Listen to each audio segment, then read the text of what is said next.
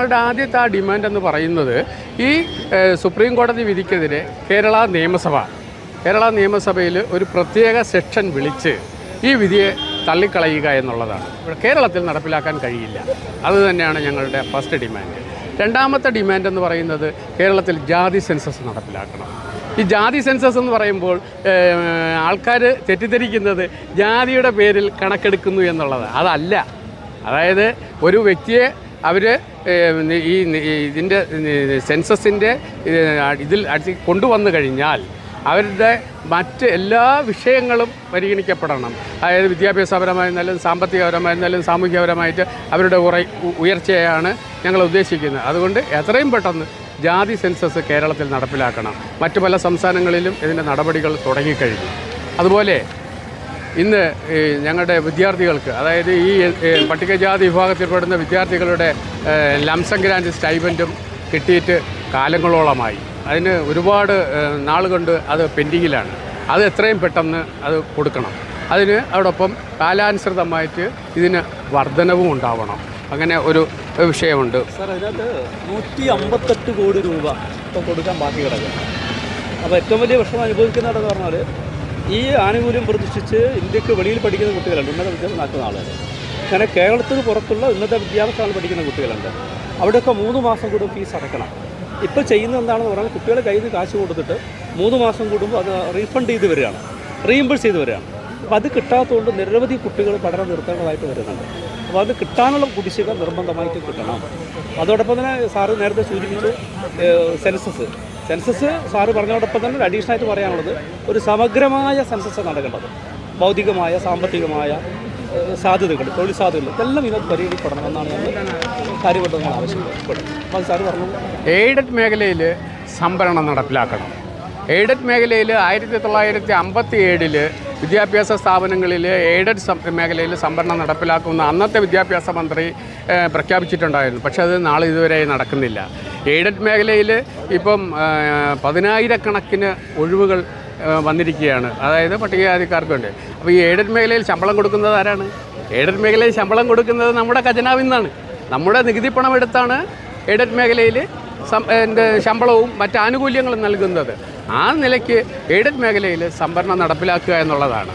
അതോടൊപ്പം ഈ അടുത്ത കാലത്ത്, അതായത് നമ്മുടെ കെ രാധാകൃഷ്ണൻ പട്ടികജാതി മന്ത്രിയായിരുന്ന സമയത്ത് ഒരു നിയമം ഇവിടെ കൊണ്ടുവന്നിട്ടുണ്ടായിരുന്നു. അതായത് ദേവസ്വം ബോർഡിന് കീഴിലുള്ള വിദ്യാഭ്യാസ സ്ഥാപനങ്ങളിൽ PSC മാതൃകയിൽ നിയമനങ്ങൾ നടത്തുകയും അവിടെ അത് എയ്ഡഡ് മേഖലയാണല്ലോ, അവിടെ ഈ സംവരണം നടപ്പിലാക്കണമെന്നൊരു ഗവൺമെൻറ് വിധി കൊണ്ടുവന്നു.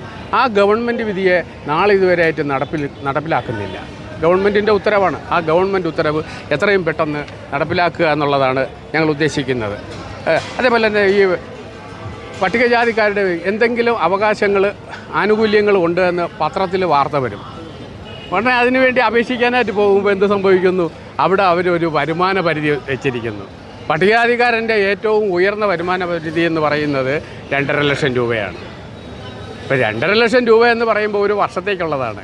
ഒരു സാധാരണ കൂലിവേല എടുക്കുന്ന ഒരു തൊഴിലാളിക്ക് പോലും എന്ത് കിട്ടുന്നു? ഒരു ശരാശരി ഒരു ദിവസം ഇപ്പോൾ 1000 രൂപയ്ക്ക് അടുത്ത് ശമ്പളമുണ്ട്. അപ്പോൾ അത് വെച്ച് നോക്കുമ്പോഴത്തേക്ക് 2.5 ലക്ഷം രൂപയൊന്നും അല്ല. അപ്പോൾ ഈ വരുമാന പരിധി എടുത്ത് കളയുക, അത്തരത്തിലൊരു ഇത് വയ്ക്കുന്നുണ്ട്. അതുപോലെ തന്നെ ഈ ലൈഫ് മിഷൻ ഇപ്പോൾ ഭവന പദ്ധതി കൊടുക്കുന്നുണ്ട്. ആ ലൈഫ് പദ്ധതിയിലേക്ക് ഇവർക്ക് പട്ടികജാതിക്കാർക്ക് വേണ്ടി പ്രത്യേകമായി ഒരു ലിസ്റ്റ് തയ്യാറാക്കണം. ആ ലിസ്റ്റ് തയ്യാറാക്കിക്കൊണ്ട് അതിനകത്ത് അവർക്ക് മുൻഗണന കൊടുക്കണം. അത്തരത്തിലൊരു ദോഷം വന്നിട്ടുണ്ട്.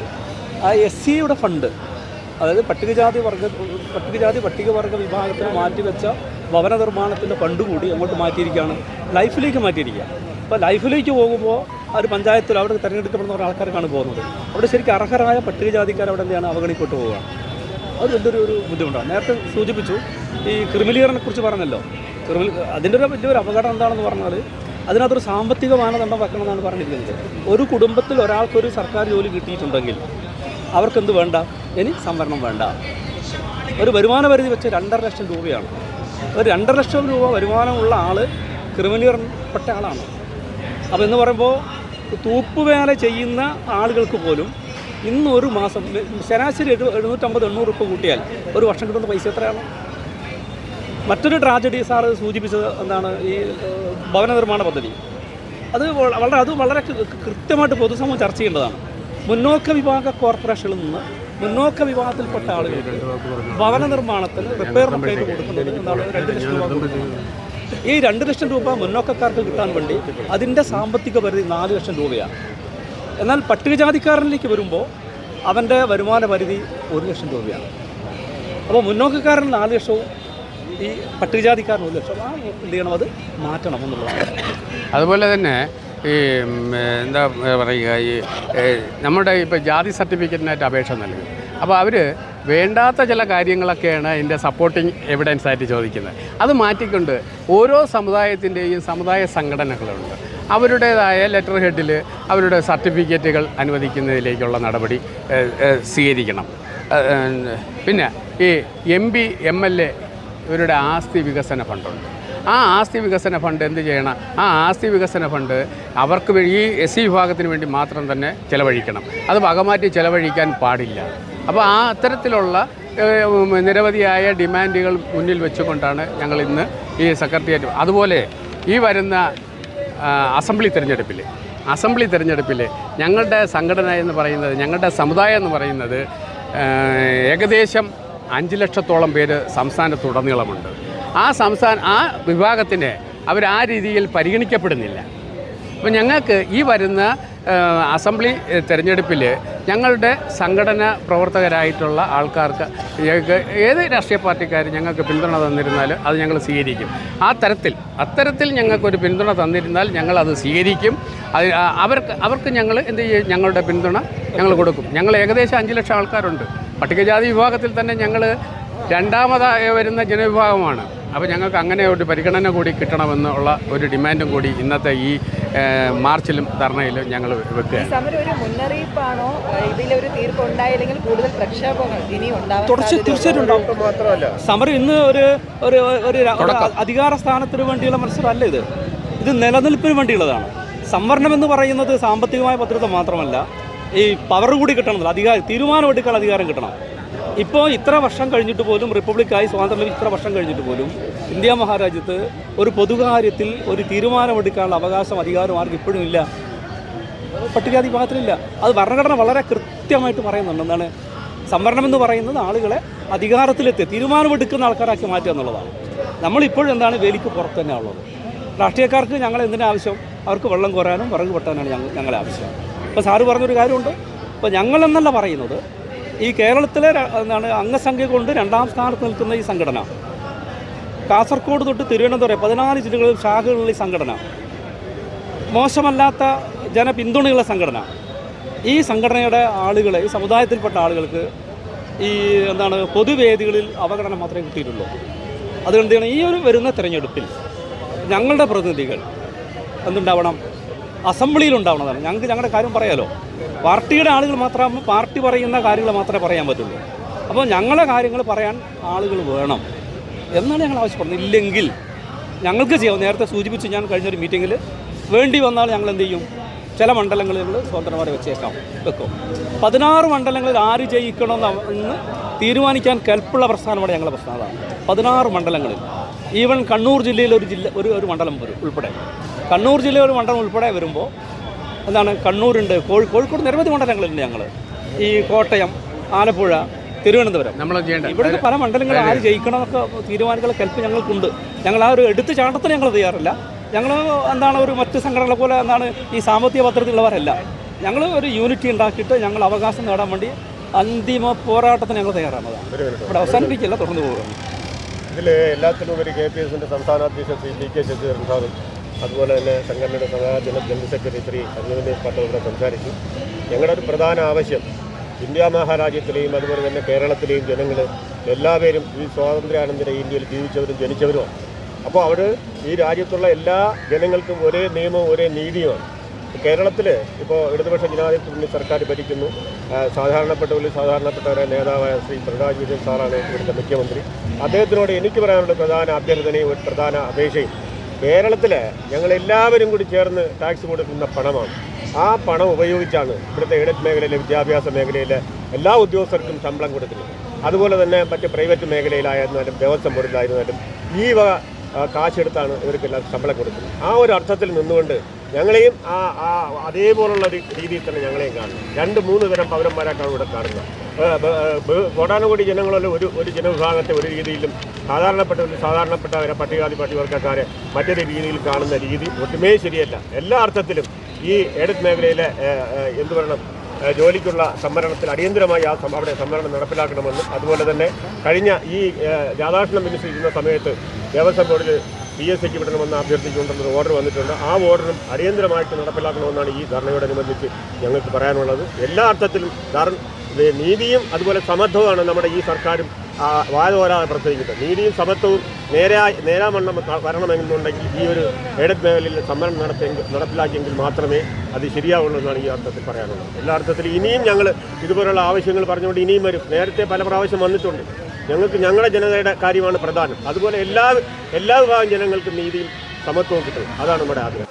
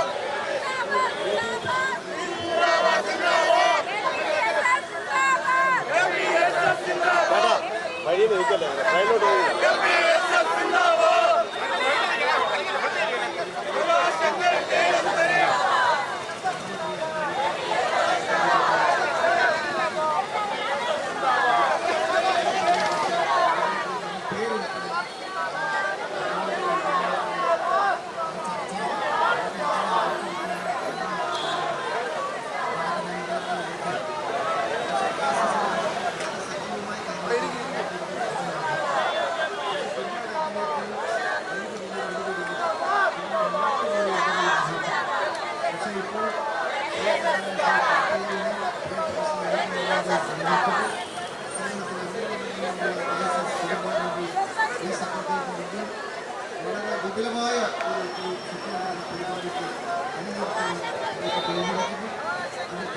എല്ലാവരെയും ഞാൻ അഭിമാനം ചെയ്യുന്നു.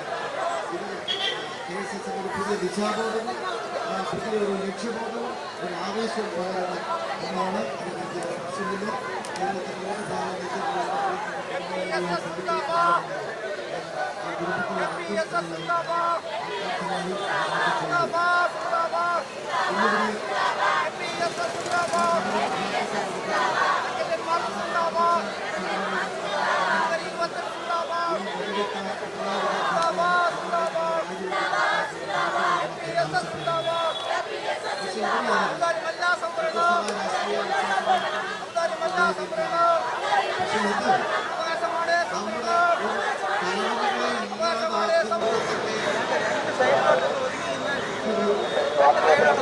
പരിപാടി ആരംഭിക്കുകയാണ്.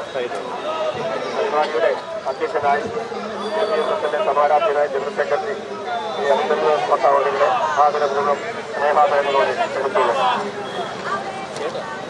അതിൽ കുറച്ച് വോളിയം കൊടുക്കാൻ പറ്റും. ഓഡിയോയില്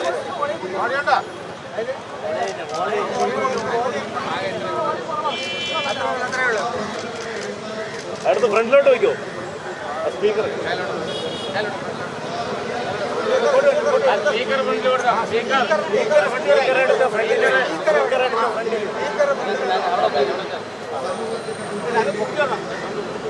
പ്രിയപ്പെട്ടവരെ, കേരള പരമർ സർവീസ് സൊസൈറ്റി സംസ്ഥാന കമ്മിറ്റിയുടെ ആഭിമുഖ്യത്തിൽ ഇന്ന് നടത്തുന്ന ഈ സെക്രട്ടേറിയറ്റ് മാർച്ചും ധർണയും വൻ വിജയമാക്കുവാൻ ഞങ്ങളോട് ഒപ്പം ചേർന്ന നമ്മുടെ എൻ്റെ എല്ലാ പ്രിയപ്പെട്ട സഹോദരങ്ങളെയും ഈ സമരവേദിയിലേക്ക് സ്വാഗതം ചെയ്തുകൊണ്ട് ഇതിൻ്റെ സ്വാഗതം ആശംസിക്കുന്നതിലേക്ക് വേണ്ടി നമ്മുടെ സംസ്ഥാന ട്രഷറർ എം രവീന്ദ്രൻ മുട്ടത്തറയെ ക്ഷണിക്കുന്നു. പ്രിയപ്പെട്ടവരെ, വളരെ കാലങ്ങളായി ആവശ്യപ്പെടുന്ന വളരെ പ്രധാനപ്പെട്ട ഒരു മുദ്രാവാക്യം ഉയർത്തിക്കൊണ്ടാണ് നമ്മൾ ഇന്നത്തെ ഈ മാർച്ച് ധർണയുമായി ബന്ധപ്പെട്ട് സെക്രട്ടേറിയറ്റിന്റെ കടയിൽ വന്നിരിക്കുന്നത്. കഴിഞ്ഞ 2022 ഇതുപോലെ നമ്മൾ സെക്രട്ടേറിയറ്റ് മാർച്ച് നടത്തിയിരുന്നു. കൂടുതലായി ഞാൻ ഈ വിഷയമായിട്ട് ബന്ധപ്പെട്ടൊന്നും സംസാരിക്കുന്നില്ല. ആധികാരികമായിട്ട് തന്നെ വളരെ ഭംഗിയായി സംസാരിക്കുവാൻ സമരാധീന അധ്യക്ഷൻ ശശിധരനിവിടെ ഉണ്ട്. അതുപോലെ തന്നെ അഭിവാദ്യം അർപ്പിച്ചുകൊണ്ട് നമ്മുടെ പ്രിയങ്കരായ മറ്റ് സഹഭാരവാഹികളുണ്ട്. എന്റെ കർത്തവ്യം സ്വാഗതം പറയുക എന്നുള്ളത് മാത്രമാണ്. ഈ സമര പരിപാടിയുടെ അധ്യക്ഷത വഹിക്കുന്നത് സംഘടനയുടെ സമരാധീന സെക്രട്ടറി ശ്രീ അഭിമന്യു പട്ടാവലുകളാണ്. അവരെ ആദരപൂർവ്വം സ്നേഹാദരങ്ങളുടെ പരിപാടിയിലേക്ക് സ്വാഗതം ചെയ്യും. പ്രസംഗത്ത് സംഘടനയുടെ ഈ പരിപാടി ഉദ്ഘാടനം ചെയ്ത് സംഘടനയുടെ സമരാധീനായ പ്രസിഡന്റ് ശ്രീ DK ശശീന്ദ്രൻ അവർക്ക് കോഴിക്കോടാണ്. അദ്ദേഹവും അദ്ദേഹത്തിന്റെ പരിവാരങ്ങളും വളരെ നേരത്തെ തന്നെ ഇവിടെ എത്തിക്കൊണ്ട് പരിപാടി ഉദ്ഘാടനം ചെയ്യുന്നത് DK ശശീന്ദ്രൻ സാറാണ്. സാറിന് സ്നേഹാദരങ്ങളോടെ പരിപാടിയിലേക്ക് സ്വാഗതം ചെയ്യുന്നു. ഒപ്പം തന്നെ സംസ്ഥാന വൈസ് പ്രസിഡന്റുമാരായ ശ്രീ അശോക പള്ളിക്കാട്,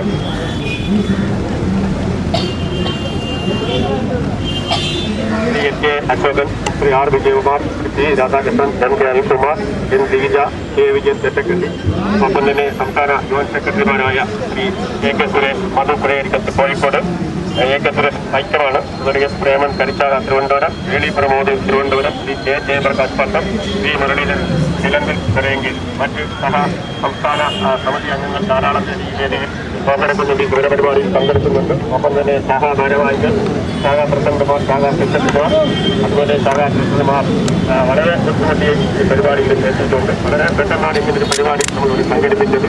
ഇപ്പോൾ നിയമസഭ കൂടുന്നുണ്ട്. കാലങ്ങളായി നമ്മൾ പ്രധാനമായിട്ടും ആവശ്യപ്പെടുന്ന ഒരു പ്രധാനപ്പെട്ട മുദ്രാവാക്യമാണ് ഏഡസ് മേഖലയിലെ വിദ്യാഭ്യാസ സംവരണം ഏർപ്പെടുത്തണമെന്നുള്ളത്. അതുപോലെ എല്ലാവരും കേരളത്തിലെ എല്ലാ ജനങ്ങളും, ഇന്ത്യയിലെ എല്ലാ ജനങ്ങളും ഇന്ത്യയിൽ ജനിച്ചവരും വളർന്നവരുമാണ്. ആ രീതിക്ക് ജനങ്ങൾക്ക് എല്ലാവർക്കും ഒരുപോലെ നീതിയും ഒരുപോലെ സമത്വവും കിട്ടണം എന്ന് ആഗ്രഹിക്കുന്നവരാണ്. ആ അർത്ഥത്തിൽ നിന്നുകൊണ്ട് സംസ്ഥാനം ഭരിക്കുന്ന സർക്കാരും അത് തന്നെയാണ് വാദോരാതെ സംസാരിക്കുന്നത്. ആ അർത്ഥത്തിൽ ഈ ഞങ്ങൾ ആവശ്യപ്പെടുന്ന ആവശ്യം എത്രയും പെട്ടെന്ന് തന്നെ നടപ്പിലാക്കണമെന്നുള്ളതാണ് എനിക്ക് പ്രധാന ആവശ്യം. എല്ലാ വിഭാഗം ജാതിക്കാരെയും ഒരുപോലെ സംരക്ഷിക്കുകയും വേണം. ഇതാണ് ഞങ്ങൾ ആർക്കും ഒരു സംവരണം കൊടുക്കേണ്ടെന്ന് പറയുന്നില്ല. എന്നാൽ ഈ കേരളത്തിലെ എല്ലാ വിഭാഗ ജനങ്ങൾക്കും ഇവിടെ സംവരണമുണ്ട്. അതിൽ യാതൊരു കുഴപ്പമില്ല. ഞങ്ങൾ ആർക്കും കൊടുക്കില്ലെന്ന് ആവശ്യപ്പെടുന്നില്ല. പക്ഷേ ഞങ്ങളുടെ കാലാകാലങ്ങൾക്കുള്ള ആവശ്യം ഏഡസ് മേഖലയിൽ വിദ്യാഭ്യാസ മേഖലയിലെ സംവരണവും അതോടൊപ്പം തന്നെ ആ നിയമനങ്ങൾ വികസിപ്പിക്കണമെന്നുള്ളത് മാത്രമാണ്. അതോടൊപ്പം തന്നെ മറ്റ് പല മേഖലകളിലും സ്വകാര്യ മേഖലയിലും സംവരണം ഏർപ്പെടുത്തണം. എന്റെ കർത്തവ്യം ഈ പങ്കെടുത്ത ഞാൻ മുന്നേ പറഞ്ഞതുപോലുള്ള നേതാക്കൾക്കെല്ലാം പറഞ്ഞു. ഒപ്പം തന്നെ ഈ വിധിയോടത്തിൽ പങ്കെടുത്ത എന്റെ സഹോദരി സഹോദരന്മാർ എല്ലാവരെയും പേരെടുത്ത് സംസാരിക്കാൻ പറ്റില്ല. എല്ലാ പ്രിയപ്പെട്ടവരെയും എല്ലാ നേതാക്കളെയും ഒരിക്കൽ കൂടി സ്വാഗതാശംസ നേരിടുന്നു. നന്ദി. സമരപരിപാടി ഉദ്ഘാടനം ചെയ്യുന്നതിനായി സംസ്ഥാന പ്രസിഡന്റ് ശ്രീ DK ശശീന്ദ്രൻ അവരെ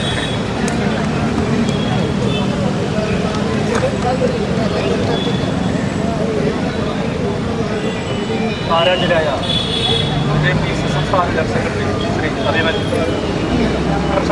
ശ്രീ മുട്ടത്തറ രവീന്ദ്രൻ, KPSSന്റെ മറ്റ് നേതാക്കന്മാർ, ഇന്നത്തെ ഈ സെക്രട്ടേറിയറ്റ് മാർച്ചിൽ പങ്കെടുക്കാൻ എത്തിച്ചേർന്ന എനിക്ക് ഏറ്റവും പ്രിയപ്പെട്ട എൻ്റെ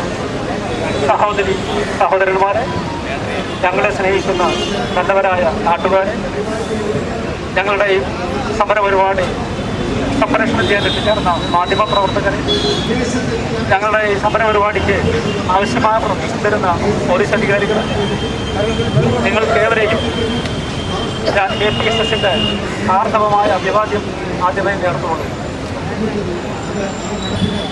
നമ്മൾ KPSS ഇന്ന് ഒരു മാർച്ച് സംഘടിപ്പിക്കാനിടയായ കാരണങ്ങൾ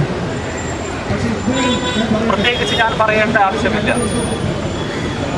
കേരളത്തിലെ, ഇന്ത്യയിലെ പട്ടികജാതി വിഭാഗം, വിശിഷ്യ പരവൻ സമുദായം നേരിടുന്ന ഭീഷണി, അത് തരണം ചെയ്യാനുള്ള മാർഗങ്ങൾ സർക്കാരിൻ്റെ പക്കലെന്താണ് ഉള്ളത് എന്നാണ് ഞങ്ങൾ ചോദിക്കുന്നത്. ഈ മാർച്ചിൽ ഞങ്ങൾ ഉന്നയിക്കുന്ന ഒരു പ്രധാനപ്പെട്ട ഒരു മുദ്രാവാക്യം ആഗസ്റ്റ് മാസം 1-ാം തീയതി ബഹുമാനപ്പെട്ട സുപ്രീം കോടതിയുടെ വിധിയാണ്. ഈ വിധിയിൽ കോടതി പറയുന്നത്, കോടതിയുടെ നിരീക്ഷണം, സംവരണത്തിന്റെ നേട്ടം കിട്ടിക്കൊണ്ട് മുന്നോട്ട് വന്ന ആളുകൾക്ക് സംവരണത്തെ അനുവദിക്കേണ്ടതില്ല എന്നാണ്. ഈ സംവരണ തത്വം വരുന്നത് 10 വർഷത്തേക്കുള്ളതാണ്. സ്വാതന്ത്ര്യം ലഭിച്ച് ഇത്ര വർഷമായിട്ടും ഈ സംവരണ തത്വം കൊണ്ട് പട്ടികജാതി വിഭാഗം സമൂഹത്തിന്റെ മുഖ്യധാരയിൽ വന്നിട്ടില്ലെങ്കിൽ ഈ സംവരണ തത്വം ബാലിശമല്ലേ എന്നാണ് കോടതി ചോദിക്കുന്നത്. അതിന് കോടതി കണ്ടെത്തിയ ഒരു മറുമരുന്ന് എന്താണെന്ന് പറഞ്ഞാൽ, പട്ടികജാതി വിഭാഗത്തിനിടയിൽ സംവരണത്തിന്റെ ആനുകൂല്യങ്ങൾ വാങ്ങി സർക്കാർ സർവീസിലെത്തിയ ആളുകൾ അവരും അവരുടെ സന്തതി പരമ്പരകൾക്ക് മാത്രമേ നേട്ടമുണ്ടാകുന്നുള്ളൂ. മറ്റ് പിന്നോക്കക്കാർ ഇപ്പോഴും എന്താണ് പിന്തള്ളപ്പെട്ടുകൊണ്ടിരിക്കുകയാണ്. അതുകൊണ്ട് പട്ടികജാതി വിഭാഗത്തിൽ പിന്തള്ളപ്പെടുന്ന ആളുകളെ മുഖ്യധാരയിൽ കൊണ്ടുവരണമെന്നുണ്ടെങ്കിൽ പട്ടികജാതി വിഭാഗത്തിനിടയിൽ എന്ത് ചെയ്യണം? ഒരു ഉപവർഗീകരണം അഥവാ ക്രിമിനൽ നടപ്പിലാക്കണമെന്നാണ് കോടതി ഉദ്ദേശിക്കുന്നത്. നമുക്കറിയാം, ക്രിമിനൽ കൊണ്ട് ഉദ്ദേശിക്കുന്നത് സംവരണത്തിന് സാമ്പത്തിക തത്വം, സാമ്പത്തിക മാനദണ്ഡം നടപ്പിലാക്കണമെന്നതാണ്. ഇന്ത്യയിലെ ദേശീയ പാർട്ടികളൊക്കെ തന്നെ, മുഖ്യധാര രാഷ്ട്രീയ പാർട്ടികളൊക്കെ പറയുന്നതും അത് തന്നെയാണ്. സംവരണത്തിന് ജാതി ആവരുന്ന മാനദണ്ഡം എന്തായിരിക്കണം? സാമ്പത്തിക മാനദണ്ഡം വരുത്തണമെന്നാണ് പറയുന്നത്. ഈ സാമ്പത്തിക സംവരണം അല്ലെങ്കിൽ സാമ്പത്തിക മാനദണ്ഡം വെച്ചുകൊണ്ട് മുന്നോട്ട് പോയാൽ നിങ്ങളും ഞാനും അടങ്ങുന്ന പരവൻ സമുദായത്തിലെ എത്ര ആളുകൾക്ക് ഗവൺമെന്റ് സർവീസിലോ അല്ലെങ്കിൽ പൊതുസമൂഹത്തിന്റെ മുഖ്യധാരയിലൊക്കെ എത്താൻ പറ്റുമെന്ന് നമ്മൾ പരിശോധിക്കണം. അതിനവരൊരു മാനദണ്ഡം വെച്ചു. എന്താണ് കോടതി നിർദ്ദേശിക്കുന്നത്? പ്രതിവർഷം 2.5 ലക്ഷം രൂപയെങ്കിലും സാമ്പത്തിക വരുമാനം ലഭിക്കുന്ന ആളുകളെ എന്ത് ചെയ്യണം? ഈ സംവരണത്തിന്റെ പട്ടികയിൽ നിന്ന് മാറ്റണമെന്നാണ് പറയുന്നത്. 2.5 ലക്ഷം രൂപയുടെ വരുമാന പരിധിയുള്ള ആളുകളെ അവരെ എന്തിനു പരിഗണിക്കരുത്? സംവരണത്തിന് പരിഗണിക്കരുത് എന്നാണ് കോടതി പറയുന്നത്. കോടതിയുടെ നിരീക്ഷണം. നിർഭാഗ്യവശാൽ ഈ ഒരു നിരീക്ഷണം നടത്തിയ ബഹുമാനപ്പെട്ട സുപ്രീം കോടതിയുടെ ചീഫ് ജസ്റ്റിസും ഒരു പട്ടികജാതിക്കാരനായിരുന്നു എന്ന ഒരു ദുരവസ്ഥ ഞാൻ ഈ അവസരത്തിൽ നിങ്ങളെ ശ്രദ്ധയിൽപ്പെടുത്തുകയാണ്. അദ്ദേഹം ജനിച്ചു വന്ന മണ്ണിൽ നിന്ന് അദ്ദേഹത്തിന് പിൻതലമുറയിൽപ്പെട്ട എത്ര ആളുകൾ ഈ രൂപത്തിലേക്ക് കയർന്നു വന്നു എന്ന് അദ്ദേഹം ഒന്ന് ചിന്തിച്ചിരുന്നുവെങ്കിൽ അദ്ദേഹം ഈ രൂപത്തിലുള്ള ഒരു പരാമർശം നടത്തുമായിരുന്നില്ല. നമ്മുടെ മാധ്യമങ്ങളൊക്കെ വലിയ ചർച്ച നടത്തിയ കാര്യങ്ങൾ നമുക്കറിയാം. VP സിംഗിന്റെ കാലത്തുണ്ടായ മണ്ഡൽ കമ്മീഷൻ റിപ്പോർട്ടും അതുമായുണ്ടായ ബഹളങ്ങളൊക്കെ നമുക്കറിയാം. അതിനുശേഷം മറ്റൊരു ബഹളം ഉണ്ടാക്കാനായിരുന്നു എന്ത് ഈ നിരീക്ഷണം കോടതി നടത്തിയെന്ന് ഞങ്ങൾ വിശ്വസിക്കുന്നു. 2.5 ലക്ഷം രൂപ വരുമാന പരിധി എന്ന് പറയുമ്പോൾ സർക്കാർ സർവീസിലെ ഒരു സോപ്പ് വേലക്കാരനുണ്ടെങ്കിൽ ആ സോപ്പ് വേലക്കാരന്റെ വാർഷിക വരുമാനം ഏകദേശം ഒരു 6 ലക്ഷത്തിന് മേലെ പോകും. ഏകദേശം നാട്ടുമ്പുറത്ത് കൂലിവേല ചെയ്യുന്ന ഒരാളുടെ നിത്യവരുമാനം എടുത്തു നോക്കിയാൽ ഒരു മാസം ഏതാണ്ട് ഒരു 5-6 ലക്ഷം രൂപ വരുമാനം ഉണ്ടാവും. അങ്ങനെ ആവുമ്പോൾ സംവരണം എന്ന് പറയുന്ന 8% നിന്നുകൊണ്ട് ഒരു നേരിയ സൗകര്യം ഉപയോഗപ്പെടുത്തി മുന്നോട്ട് വന്ന വിഭാഗം പോലും ഇനി മുന്നോട്ട് വരരുത് എന്നാണ് കോടതി നിരീക്ഷിച്ചിരിക്കുന്നത്. ഈ നിരീക്ഷണത്തിന് എന്ത് ചെയ്യണം? സർക്കാരുകൾ, രാഷ്ട്രീയ പാർട്ടികൾ പിന്തുണ കൊടുക്കരുത് എന്നാണ് ഞങ്ങൾ പറയുന്നത്.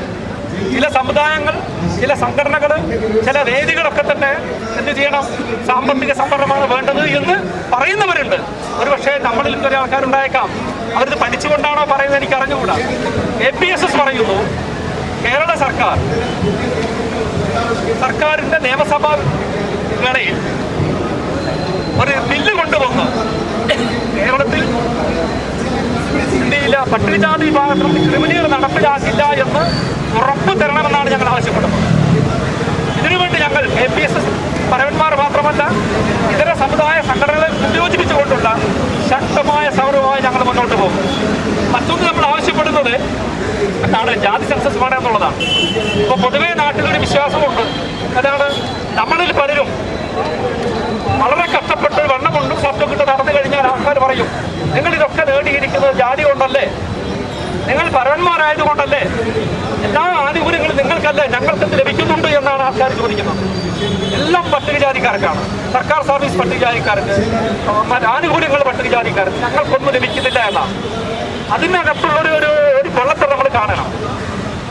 നമ്മളെക്കാൾ കൂടുതൽ, പട്ടികജാതിക്കാരെക്കാൾ കൂടുതൽ സാമ്പത്തിക സംവരണവും സാമ്പത്തിക നേട്ടവും അധികാരങ്ങളും അവസരങ്ങളും നേടുന്നത് ആരാണ്? മുന്നോക്ക വിഭാഗമാണ് എന്ന് നമ്മൾ മനസ്സിലാക്കുന്നത്. അതുകൊണ്ട് KPSS ആവശ്യപ്പെടുന്നു, സമഗ്രമായൊരു ജാതി സെൻസസ് നടപ്പിലാക്കണം. ഒരു കാട്ടിക്കൂട്ടലാവാൻ പാടില്ല. സാമ്പത്തിക മാനദണ്ഡം പരിശോധിക്കണം, സാമൂഹ്യ പശ്ചാത്തലം പരിശോധിക്കണം, ഔദ്യോഗിക തലത്തിൽ പശ്ചാത്തലം പരിശോധിക്കണം, സാമ്പത്തിക അവസ്ഥ പരിശോധിക്കണം. അങ്ങനെ സമഗ്രമായൊരു സെൻസസ് നടപ്പിലാക്കി, ജാതി സെൻസസ് നടപ്പിലാക്കി പട്ടികജാതി വിഭാഗത്തിന്റെ ഇപ്പോഴത്തെ ശോച്യാവസ്ഥ എന്താണ് എന്ന് സർക്കാർ മനസ്സിലാക്കണം, പൊതുസമൂഹം മനസ്സിലാക്കണമെന്നാണ് ഞങ്ങൾക്ക് പറയാനുള്ളത്. ഇന്ന് ഞങ്ങൾ ആവശ്യപ്പെടുന്നത് വിദ്യാഭ്യാസ ആനുകൂല്യങ്ങളാണ്. വളരെ ചുരുക്കം ആളുകളെങ്കിലും സർക്കാർ സർവീസിന് വന്നത് ഈ വിദ്യാഭ്യാസ ആനുകൂല്യം ലഭിച്ചുകൊണ്ട് മാത്രമാണ്. നിങ്ങൾ എത്ര പേർ അറിയുമെന്ന് എനിക്ക് അറിഞ്ഞുകൂടാ. കേരളത്തിലെ ഗവൺമെന്റ് സർവീസിൽ 5 ലക്ഷത്തോളം വരുന്ന പരവൻ സമുദായത്തെ പ്രതിനിധീകരിച്ചുകൊണ്ട് 1336 സർക്കാർ ഉദ്യോഗസ്ഥന്മാർ മാത്രമേ ഉള്ളതാണ്. 1336 സർക്കാർ ഉദ്യോഗസ്ഥന്മാർ. എന്നിട്ട് പറയുന്നു ഈ പരവന്മാർ എന്ത് ചെയ്യുന്നു, സംവരണത്തിന്റെ ആനുകൂല്യങ്ങൾ മുഴുവൻ തട്ടിയെടുക്കുന്നതാണ്. ഈ 1336 എന്താണ് ക്ലാസ് 1 ക്ലാസ് ബിയിലുള്ള ഉദ്യോഗസ്ഥന്മാരില്ല. മുമ്പുകാരക്കാരും എന്താണ് ക്ലാസ് 4 വിഭാഗമുള്ള ആളുകൾ മാത്രമാണല്ലോ. അതുകൊണ്ട് തന്നെ എന്ത് ചെയ്യണം, ഈ പട്ടികവർഗ വിഭാഗത്തിലുള്ള ആനുകൂല്യങ്ങൾ കൃത്യമായി നൽകണം. വിദ്യാഭ്യാസ ആനുകൂല്യങ്ങൾ നൽകണം. വിദ്യാഭ്യാസ ആനുകൂല്യങ്ങൾ നിഷേധിക്കാനുള്ള കാരണം എന്താണ്? ഈ ആനുകൂല്യങ്ങൾ കിട്ടി പട്ടികജാതി പരവൻ സമുദായം, ഞാൻ പരവൻ മാത്രം പറയുന്നില്ല, പട്ടികജാതി വിഭാഗം സമൂഹത്തിന്റെ മുഖ്യധാരയിലേക്ക് വരുന്നതിന് ഭയപ്പെടുന്ന ഏതോ ചില ശക്തികളുടെ പ്രചരണമാണ് ഇതിന് പിന്നിലെന്നാണ് ഞാൻ മനസ്സിലാക്കുന്നത്. നമ്മൾ മനസ്സിലാക്കേണ്ടത് ഈ ഒരു വർഷം ഈ കഴിഞ്ഞ 2025 മാർച്ച് മാസം അവസാനിക്കുമ്പോൾ നമ്മുടെ അവസ്ഥ എന്താണ്? 158 കോടി രൂപയുടെ കുടിശ്ശിക വിദ്യാർത്ഥികൾ കിട്ടാറുണ്ട്. 158 കോടി രൂപ. ഈ 158 കോടി രൂപ എന്ന് പറയുന്നത് നിങ്ങളുടെയും എൻ്റെയും വീട്ടിലെ കുട്ടികൾക്കുള്ളതാണ്. ഉപരിപഠനത്തിന് പോയ പല വിദ്യാർത്ഥികളും പഠനം നിർത്തി വരേണ്ട സാഹചര്യമായി ഇപ്പോൾ ഉള്ളത്. ഇന്ത്യക്ക് വെളിയിൽ പഠിക്കുന്ന കുട്ടികൾക്ക് ആനുകൂല്യമുണ്ട്, അന്യ സംസ്ഥാനങ്ങളിൽ പോകുന്ന കുട്ടികൾക്കുണ്ട്. ഈ കുട്ടികളൊക്കെ തന്നെ അഡ്മിഷനുമാകുന്നത് സർക്കാരിൻ്റെ ഈ ഗ്രാന്റ് ലഭിക്കുമെന്ന ഉദ്ദേശത്തിലാണ്. അതുപോലെ തന്നെ പ്രൊഫഷണൽ സ്ഥാപനങ്ങളിൽ പഠിക്കുന്ന കുട്ടികൾ, ഇവർക്കെല്ലാം തന്നെ വർഷങ്ങളായി കുടിശ്ശികയായി കിടക്കുകയാണ്. അതുകൊണ്ട് എന്ത് ചെയ്യണം? നിലവിലുള്ള കുടിശ്ശിക കുടിശ്ശിക കൊടുത്തു തീർക്കണം. അതാണ് സുഗമമായ പഠനം പൂർത്തീകരിക്കാനുള്ള സാഹചര്യം സംസ്ഥാന സർക്കാർ ഒരുക്കണം. അതോടൊപ്പം തന്നെ കാലോചിതമായി കുട്ടികളുടെ എന്ത് ചെയ്യണം, സ്റ്റൈപ്പൻഡും വിദ്യാഭ്യാസ ആനുകൂല്യങ്ങളും വർദ്ധിപ്പിക്കണമെന്ന് KPSS ആവശ്യപ്പെടുകയാണ്. പിന്നെ മറ്റൊന്ന് എയ്ഡഡ് മേഖലയാണ്. എയ്ഡഡ് മേഖല നമുക്കറിയാം, കേരളത്തിലെ സർക്കാരിൻ്റെ ഖജനാവിൽ നിന്ന് ഏറ്റവും കൂടുതൽ വരുമാനം ചെലവഴിക്കപ്പെടുന്ന എങ്ങോട്ടേക്കാണ്? എയ്ഡഡ് സെക്ടറിലേക്കാണ്. ഞാൻ എയ്ഡഡ് മേഖലയുടെ അധ്യാപകരുടെ ജീവനക്കാരുടെ ഒരു കണക്ക് പറയാം. അത് നിങ്ങൾ കേട്ടാൽ നിങ്ങൾ ഞെട്ടിപ്പോകും. അതാണ് ഒന്ന്, നമ്മുടെ ദേവസ്വം ബോർഡിൽ മാത്രം, അതായത് കേരളത്തിലെ ദേവസ്വം ബോർഡുകളിൽ മാത്രമായിട്ട് 6120 ജീവനക്കാരുണ്ട്. 6120 ജീവനക്കാർ. ഈ 6120 ജീവനക്കാരിൽ 5870 മുന്നോക്കക്കാരാണ്. നായർ മേലോട്ടുള്ള ആളുകളാണ് 5870 എന്ന് പറയുമ്പോൾ 95% മുന്നോക്കക്കാരാണ് ചെയ്യുന്നത് ദേവസ്വം ബോർഡ് സ്ഥാപനങ്ങളിൽ ഇപ്പോൾ ജോലി ചെയ്തുകൊണ്ടിരിക്കുന്നത്. നായന്മാർ എത്രയുണ്ട്? 5000 ചില്ലാണ് വരുന്നത്. ബ്രാഹ്മണർ 850 വരുന്നുള്ളൂ. ഈഴവർ 207 വരുന്നുണ്ട്. ദളിതുകൾ എന്ന് പറയുന്നത് ആകെ 20 പേരുണ്ട്. 20 പേർ. നിങ്ങളും ഞാനും അടങ്ങുന്ന വിഭാഗത്തിൽ നിന്ന് 20 ആളുകളെ എന്ത് ചെയ്യുന്നു ദേവസ്വം ബോർഡ് സ്ഥാപനങ്ങളിലുണ്ടോ? ശമ്പളം കൊടുക്കുന്നതാരാണ്? നിങ്ങളും ഞാനും നൽകുന്ന നികുതി പണമാണ്. അതുപോലെ തന്നെ ഈ എയ്ഡഡ് സെക്ടറിൽ അധ്യാപക അവസ്ഥ, അതിൻ്റെ അവസ്ഥ എന്താണ്? ഏതാണ്ട് 100% മാനേജ്മെൻറ്റുകൾ കാശ് വാങ്ങി, മാനേജ്മെൻറ്റ് കാശ് വാങ്ങുമ്പോൾ സർക്കാരിൻ്റെ നികുതി പണം എടുത്ത് എന്ത് ചെയ്ത് ശമ്പളം കൊടുക്കുന്ന മറ്റ് ആനുകൂല്യം കൊടുക്കുന്നു. അതുകൊണ്ട് ഞങ്ങൾ ആവശ്യപ്പെടുന്നു എയ്ഡഡ് സെക്ടർ, അതോടൊപ്പം തന്നെ സർക്കാരിൻ്റെ ഗ്രാന്റ് വാങ്ങി തൊഴിലടിക്കുന്ന മേഖലകളിലൊക്കെ തന്നെ എന്ത് ചെയ്യണം? സംവരണ തത്വം പാലിക്കണം. അതാണ് എയ്ഡ് മേഖലയിൽ സംവരണം നടപ്പിലാക്കാൻ എന്തെങ്കിലും സാങ്കേതികമായ പ്രയാസമുണ്ടോ? ഒരു പ്രയാസവും ഇപ്പോഴില്ല. നമുക്കറിയാം, കേരള സംസ്ഥാനം രൂപീകരിക്കപ്പെട്ട ആദ്യ മുണ്ടശ്ശേരികൾ ഇവിടെ മന്ത്രി മുതൽ ഇപ്പോഴത്തെ ഈ ഗവൺമെൻറ് മുമ്പിൽ വരെ ഈ എയ്ഡഡ് മേഖലയിൽ സംവരണം നടപ്പിലാക്കാൻ യാതൊരു പ്രയാസവുമില്ല. കാരണം സുപ്രീം കോടതി പറഞ്ഞു കഴിഞ്ഞു എന്ത് ചെയ്യണം? സർക്കാരിന് നികുതി പണം കൊടുത്ത് ഉള്ള സ്ഥാപനങ്ങളിൽ എന്ത് ചെയ്യണം? PSC വഴിയുള്ള നിയമനം നടത്തണമെന്ന് പറഞ്ഞു. മാത്രമോ കേരളത്തിലെ ഭരണ പ്രതിപക്ഷ കക്ഷി യുവജന നേതാക്കന്മാരടങ്ങുന്ന ഒരു കമ്മീഷൻ ഇതിനെക്കുറിച്ച് പഠിച്ചു. നമ്മുടെ ശബരിനാഥും PV രാജേഷും അടങ്ങുന്ന ഒരു കമ്മിറ്റി പഠിച്ചിട്ട് ആ കമ്മിറ്റിയുടെ ശുപാർശയുണ്ട്. കമ്മിറ്റി പറഞ്ഞിരിക്കുന്നത് എന്താണെന്ന് അറിയാവോ? എന്ത് ചെയ്യണം? എയ്ഡഡ് മേഖലയിൽ സംവരണം ഏർപ്പെടുത്തണം. ഈ സംവരണം ഏർപ്പെടുത്തുന്നതിന് പ്രയാസമൊന്നുമില്ല. ഒരു എക്സിക്യൂട്ടീവ് ഓർഡറിലൂടെ സർക്കാർ ഒരു മന്ത്രിസഭാ യോഗം ചേർന്നിട്ട് നാളെ മുതൽ പൊതുമേഖലയിൽ സർക്കാരിൻ്റെ ഫണ്ടുള്ള സ്ഥാപനങ്ങളിൽ PSCയിലൂടെയാണ് നിയമനം എന്ന് ഉത്തരവിറക്കി കഴിഞ്ഞാൽ നടപ്പിലാക്കാവുന്നത്. എന്തിനാണ് ഭയപ്പെടുന്നത്? ആരെയാണ് ഭയപ്പെടുന്നത്? ഏതാണ്ട് സമൂഹത്തിൻ്റെ 30% വരുന്ന നമ്മുടെ എരിയും വെള്ളം കോരികളും പറയോട്ടിലാക്കി മാറ്റാൻ വേണ്ടിയാണോ എന്ന് നമ്മൾ ചോദിക്കേണ്ടിയിരിക്കുന്നത്. ഇത്രയും കാര്യങ്ങളാണ് എനിക്ക് പറയാനുള്ളത്. മറ്റു കാര്യങ്ങൾ എനിക്ക് ശേഷം വരുന്നവർ സംസാരിക്കും. ഞാൻ ഒരു കാര്യം കൂടി പറഞ്ഞ് അവസാനിപ്പിച്ചേക്കാം. സംവരണം എന്ന് പറയുന്നത് ജോലി കിട്ടാനുള്ള ഒരു അവസരം മാത്രമല്ല. നമ്മുടെ ഭരണഘടനാ കർത്താക്കൾ, നിർമ്മാതാക്കൾ സംവരണം എന്ന് പറയുന്ന ഒരു തത്വം ഏർപ്പെടുത്തിയിരിക്കുന്നത് സമൂഹത്തിൻ്റെ എല്ലാ തലങ്ങളിലും നമുക്ക് പ്രാതിനിധ്യം ലഭിക്കാൻ വേണ്ടിയിട്ടാണ്. എന്ന് പറഞ്ഞാൽ തീരുമാനമെടുക്കുന്ന എക്സിക്യൂട്ടീവിൽ നമ്മൾ ഭാഗമായിട്ട് വരണം, ലെജിസ്ലേറ്റീവിൽ നമ്മൾ ഭാഗമായി വരണം, ജുഡീഷ്യറിയിൽ നമ്മൾ ഭാഗമായിട്ട് വരണം. ഇപ്പോൾ കോടതിയുടെ സ്ഥിതി എന്താണ്? നിയമസഭയിലെ സ്ഥിതി എന്താണ്? ഒന്ന് പരിശോധിച്ച് നോക്കൂ. ഇന്ന് കേരളത്തിലെ ഗവൺമെന്റ് മാത്രം കണക്കെടുത്ത് 20 മന്ത്രിമാരാണ് കേരളത്തിൽ. 20 മന്ത്രിമാരിൽ 10 പേർ മുന്നോക്കക്കാരാണ്.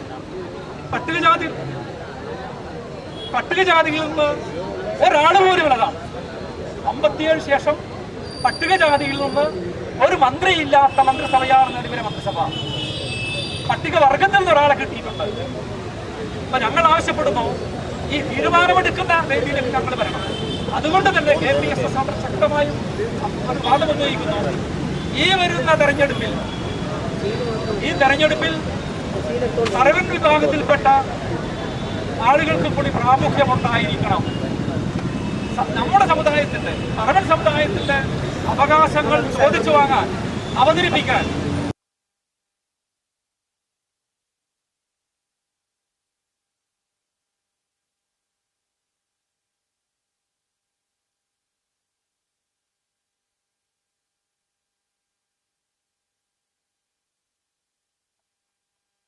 സമുദായം നമ്മളിത് വേണ്ട.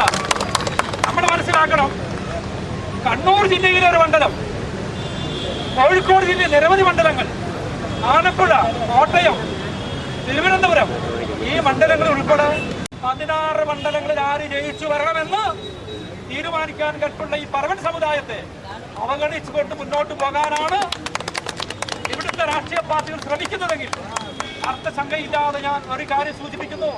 ഞങ്ങളുടെ ശക്തി കാണിക്കാൻ, ഞങ്ങളുടെ പവർ കാണിക്കാൻ വേണ്ടി വന്നാൽ ഈ ഒരു തെരഞ്ഞെടുപ്പിൽ ഞങ്ങൾ 1-2 മണ്ഡലങ്ങളിൽ പറവൻ സമുദായത്തിൻ്റെതായ സ്വതന്ത്ര സ്ഥാനാർത്ഥികളെ നിർത്തും. ഇതൊരു താക്കീതാണ്, KPSSന്റെ താക്കീതാണ്. കേരളത്തിലെ പട്ടികജാതി വിഭാഗത്തിൽ അംഗസംഖ്യ കൊണ്ട് 2ാം സ്ഥാനത്ത് നിൽക്കുന്ന വിഭാഗമാണ് ഞങ്ങൾ. അങ്ങനെയുള്ള KPSSന്റെ ഉത്തരവാദപ്പെട്ട കർത്താവ് എന്ന നിലയിൽ അതിശക്തമായി ഞാൻ ആവശ്യപ്പെടുന്നു, ഈ ഒരു നിയമസഭാ തെരഞ്ഞെടുപ്പിൽ അർഹമായ അംഗീകാരം ഞങ്ങൾ ലഭിച്ചിരിക്കണം. ഇല്ലാത്ത പക്ഷം ഞങ്ങൾ സ്വതന്ത്ര സ്ഥാനാർത്ഥികളെ നിർത്തി ഒരു പരീക്ഷണത്തിന് മുതിരും. ആ പരീക്ഷണം കേരളത്തിന്റെ രാഷ്ട്രീയ മണ്ഡലത്തിൽ അത്ഭുതങ്ങൾ സൃഷ്ടിക്കുമെന്ന് എനിക്കറിയാം. നിങ്ങൾ ഓർക്കുക, കഴിഞ്ഞ പഞ്ചായത്ത് തെരഞ്ഞെടുപ്പിൽ പത്തനംതിട്ട ജില്ലയിൽ നിന്ന് ഈ ഭരണ പ്രതിപക്ഷ ശക്തിയുടെ മുഴുവൻ തകർത്തുകൊണ്ട് ഒരു ദളിത് സംഘടനാ നേതാവ് ജയിച്ചു വന്നിട്ടുള്ളതാണ്. UDFിനോടും LDFിനോടും BJPയോടും മത്സരിച്ചുകൊണ്ട് പത്തനംതിട്ടയിൽ നിന്നൊരു ദളിത് സ്ഥാനാർത്ഥി ജയിച്ചു വന്നിട്ടുണ്ട്. അങ്ങനെയാണെങ്കിൽ 140 ചില സ്ഥലങ്ങളിലൊക്കെ തന്നെ ഞങ്ങളുടെ ഈ വിളക്ക്, ഞങ്ങളുടെ ഈ നിലവിളക്കത്തെയും ചൊരിച്ചേർന്ന് വരുമെന്ന് ഞാൻ ഈ അവസരത്തെ ഉറപ്പു തരുന്നു. ദീർഘമായി ഞാൻ സംസാരിക്കുന്നില്ല. മറ്റു കാര്യങ്ങളൊക്കെ ശേഷം വരുന്ന ആളുകൾ സംസാരിക്കും. ഇന്ന് പങ്കെടുത്ത എല്ലാ എൻ്റെ മാന്യ സഹോദരി സഹോദരന്മാർക്കും KPSSന്റെ പേരിലും എൻ്റെ പേരിലും ഹൃദയംഗമായ നന്ദി ഈ മകനത്തിൽ അറിയിച്ചുകൊണ്ട് നിർത്തുന്നു. നന്ദി, നമസ്കാരം. അതോടൊപ്പം തന്നെ ഇന്നത്തെ നമ്മുടെ ഈ മാർച്ച് ഔപചാരികമായി ഉദ്ഘാടനം ചെയ്തായി അറിയിച്ചുകൊള്ളുന്നു. നന്ദി, നമസ്കാരം.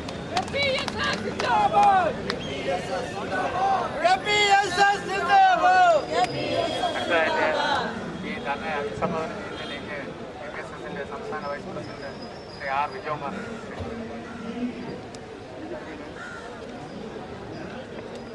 നമസ്കാരം. KPSSന്റെ അങ്ങോട്ട് മാറ്റി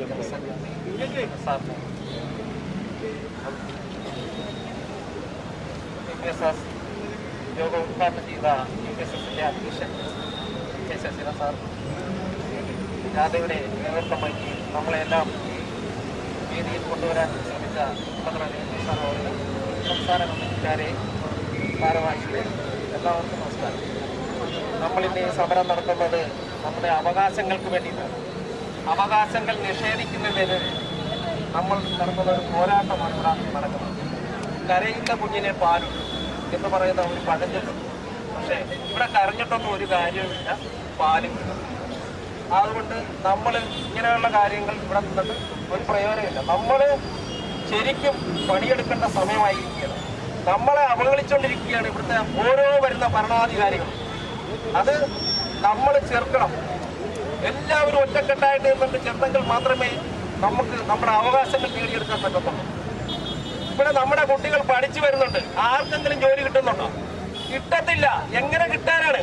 ഇവിടെ വരുന്ന അധികാരികൾ, അതായത് ഭരണാധികാരികൾ, മാറി മാറി വരുന്ന അധികാരികൾ ഇവിടെ പുറം വാതൽ നിയമനം നടത്തിയാണ്.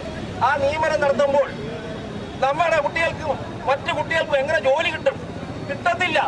ഈ കുട്ടികളെ മുഴുവൻ ഇവർ നിയമിച്ചിട്ട് അവരിറങ്ങാറാകുന്ന സമയത്ത്, അതായത് എല്ലാ ഭരണാധികാരികളും ഇറങ്ങാറാകുന്ന സമയത്ത് ഇവരെ സ്ഥിരപ്പെടുത്തുന്നു. അപ്പോൾ അവരവരുടെ വോട്ട് ബാങ്കായി മാറുന്നു. അപ്പോൾ അവരുടെ വോട്ട് ബാങ്കായി ഈ എടുത്തവരെല്ലാം മാറുകയാണ്. അപ്പം നമുക്കിനി ഒരു കാലത്തും ജോലി കിട്ടത്തില്ല. വിദേശങ്ങളിലോട്ടൊക്കെ പൊക്കോണം പിള്ളേർ.